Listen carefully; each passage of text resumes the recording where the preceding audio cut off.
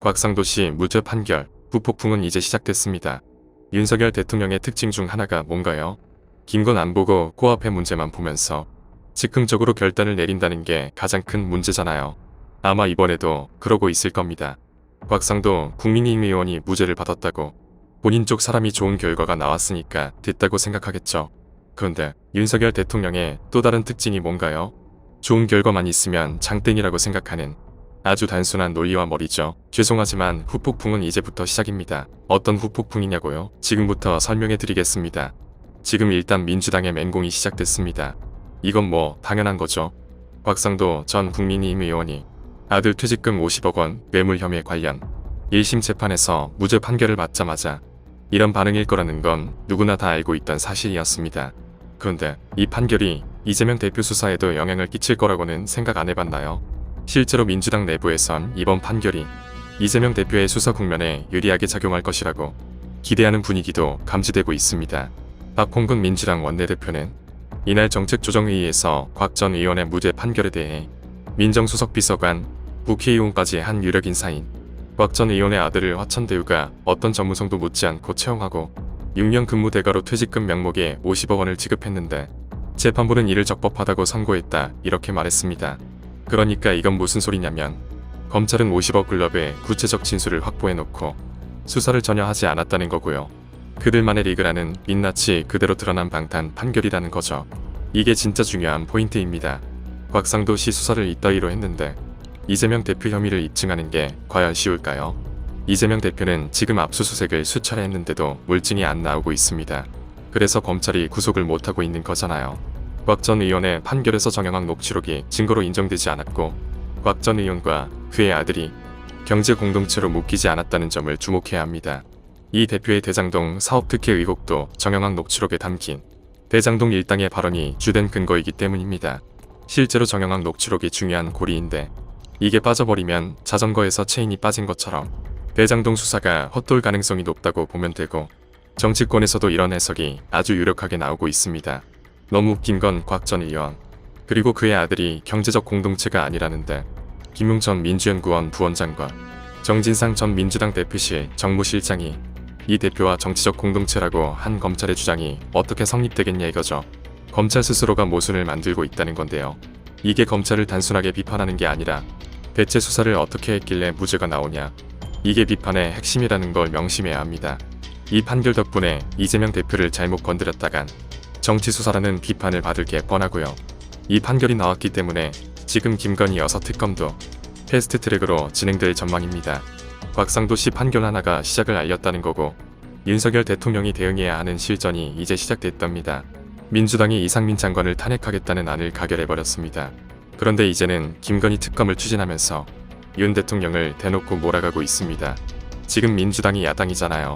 야당 입장에서 탄핵안 가결을 성과로 두고 이 여론을 등에 업고 김건희 특검 패스트트랙을 아예 밀어붙이겠다 이겁니다. 도이치모터스 주가 조작 사건 1심 판결이 특검 추진의 분수령이 될 거고요.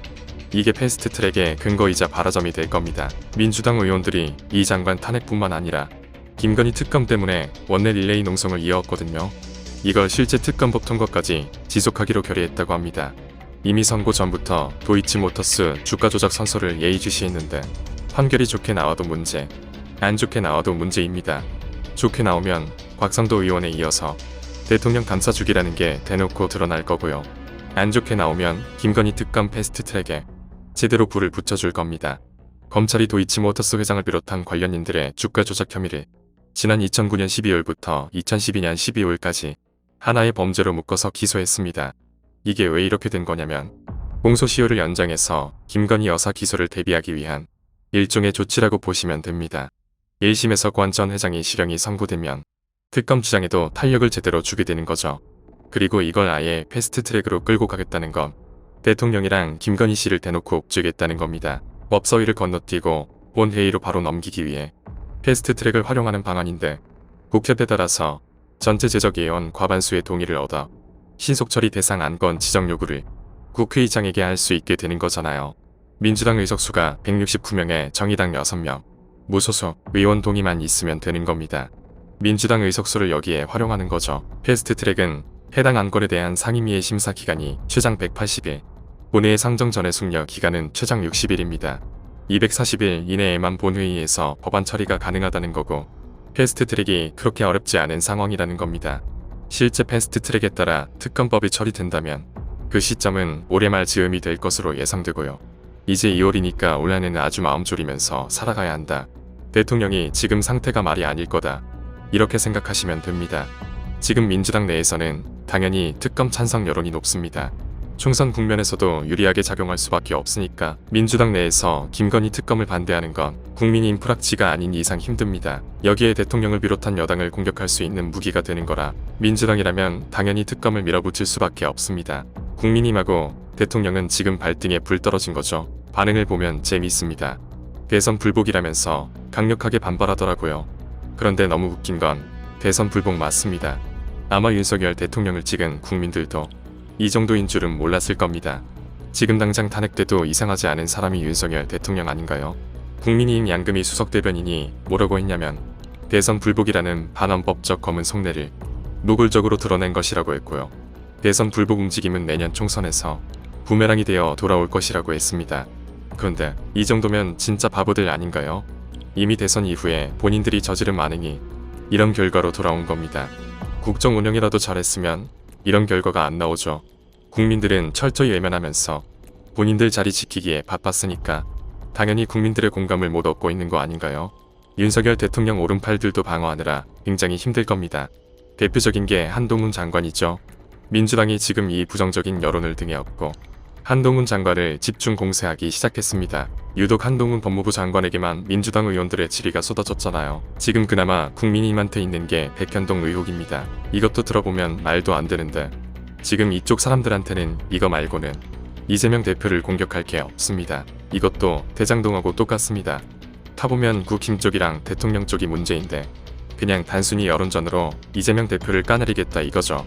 검찰이 얼마나 허술하냐면 대장동 때문에 이재명 대표를 또 소환했습니다.